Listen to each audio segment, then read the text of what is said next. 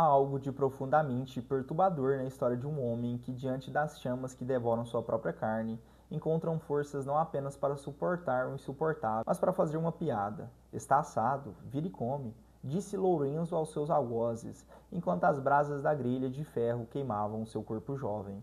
Que espécie de alma é capaz de tal serenidade diante do horror? Que mistério se esconde por trás dessa ironia sagrada que transforma o martírio em triunfo? Nasceu em Huesca, nas terras áridas de Aragão, onde os Pirineus se erguem como muralhas entre a Espanha e o resto do mundo. Jovem ainda, foi enviado a Saragoça para os estudos, onde encontrou aquele que mudaria para sempre o curso de sua existência, um professor grego de nome Cisto, homem de vasta erudição e profunda espiritualidade. Entre mestre e discípulo nasceu uma amizade que transcendia os limites da mera relação acadêmica. Era uma comunhão de almas, uma afinidade espiritual que os unia em propósitos mais elevados. Cisto falava de Roma com os olhos brilhando de uma luz particular. Roma, o centro do mundo onde Pedro havia estabelecido sua cátedra e derramado o seu sangue. E Lourenço, jovem e ardente, sentia seu coração inflamar-se com o mesmo sonho. Servir a Cristo no coração da cristandade. Quando partiram juntos para a cidade eterna, eram como se dois peregrinos seguissem uma estrela invisível. Roma os recebeu com toda a grandeza e toda a corrupção que caracterizavam a capital do mundo. Mas para esses dois homens, a verdadeira Roma estava nas catacumbas, onde os cristãos se reuniam, nas casas humildes, onde se partia o pão eucarístico. A ascensão de Cisto à cátedra de Pedro trouxe a nomeação de Lourenço como protodiácono, o primeiro entre os 7 diáconos que serviam à Igreja de Roma. Cabia-lhe administrar os bens da comunidade cristã, distribuir esmolas aos necessitados, cuidar dos órfãos e das viúvas. Lourenço via em tudo isso a própria essência do Evangelho, o amor de Deus manifestado através do cuidado pelos mais pobres e abandonados. Que ironia amarga do destino, justamente quando a Igreja de Roma florescia, as nuvens da perseguição começaram novamente a se adensar. O imperador Valeriano decidiu extirpar definitivamente a praga cristã do império. O decreto foi terrível. Todos os bispos, presbíteros e diáconos deveriam ser imediatamente executados. Cisto II recebeu a notícia com serenidade, mas Lourenço não conseguia aceitar a ideia de sobreviver ao seu pai espiritual. Quando soube que Cisto seria executado, chorou.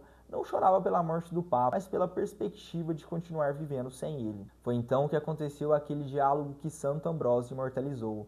Lourenço, com lágrimas nos olhos, dirigiu-se ao seu mestre.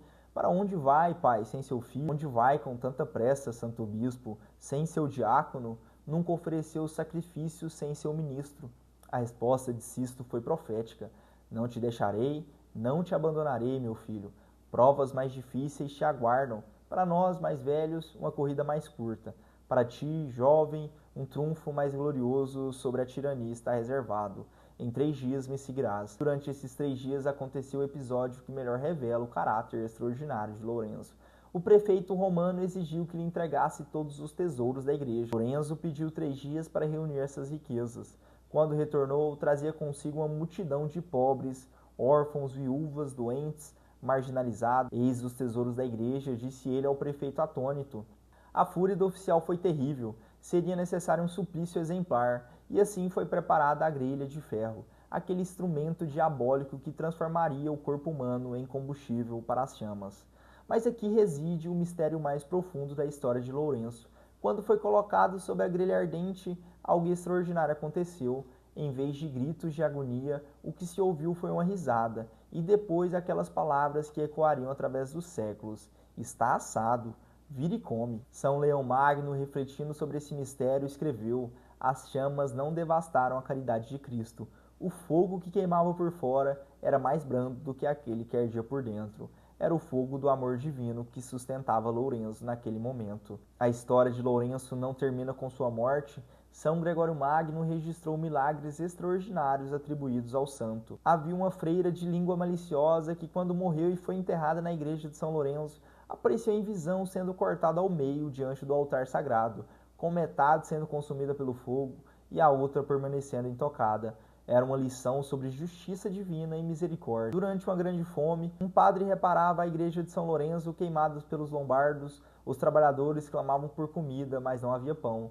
O padre orou ao santo diácono e encontrou um pão grande, branco, em um forno vazio. Esse único pão alimentou todos os trabalhadores por 10 dias consecutivos, sempre sobrando mais pedaços do que havia no início. Houve também o milagre da viga de madeira, que cresceu milagrosamente para se ajustar à medida necessária na construção de uma igreja, e o do cálice de cristal, que se reconstituiu após ter sido quebrado em pedaços. Cada prodígio revelava uma faceta do poder intercessório de São Lourenço, mas talvez o maior milagre seja a própria transformação que sua história opera nas almas. Como é possível que um jovem diácono do século III continue 17 séculos depois a inspirar coragem nos covardes, generosidade nos avarentos, alegria nos aflitos? A resposta está na natureza paradoxal do cristianismo, essa religião que encontra a vitória na derrota aparente, a vida na morte, a alegria no sofrimento. Lourenço compreendeu naquele momento supremo que estava participando do próprio mistério pascual de Cristo. Suas chamas eram as chamas da Páscoa, seu martírio era uma ressurreição antecipada. Quando hoje contemplamos a figura de São Lourenço, não vemos apenas um mártir do passado,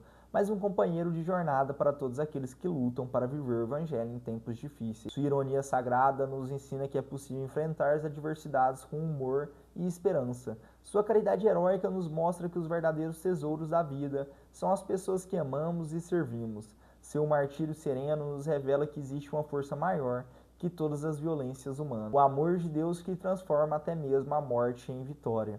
São Lourenço, o diácono que riu das chamas, continua a rir conosco e por nós, lembrando-nos de que, no final das contas, o amor sempre triunfa sobre o ódio, a luz sempre vence as trevas e a vida sempre supera a morte. Essa é a lição eterna de um jovem espanhol que encontrou em Roma seu destino e na eternidade sua verdadeira pátria. Que São Lourenço rogue por nós. Em nome do Pai, do Filho e do Espírito Santo.